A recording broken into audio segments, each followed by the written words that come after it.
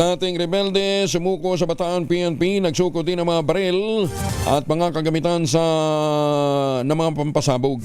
Detalye ng balita mula kay Danny Kumilang, RH37. Danny, good morning. Isang 60 taong gulang na dating miyembro ng komiting tagapagpalaganap ng sangay ng partido sa Platon KT SPP sa ilalim ng Lino Blas Command na ang bagong hukbong bayan BHB na kumikilo sa lalawigan ng Bataan ang voluntaryong sumuko sa kapulisan ng Bataan nitong Hulyo 16, 2025 sa Barangay Atilano Ricardo, Bagac, Bataan. Ang pagsuko nito ay resulta ng pinaigting na koordinasyon at intelligence operation ng pinagsanib na pwersa ng Bataan First Provincial Bomber Force Company, PMFC, sa pangunguna ni Police Lieutenant Colonel Joelito Orias, Force Commander kasama ang Bagac Municipal Police Station at Bataan 2nd PMFC.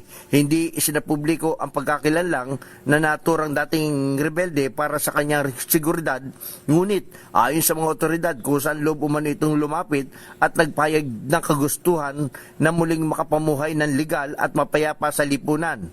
Bilang patunay na kanyang ganap na pagtalikod sa kilusang rebelding KT-SPP, isinuko rin ito ang isang caliber 5.7 na revolver, isang rifle grenade at mga materyales na pampasabog gaya ng time fuse at detonating cord.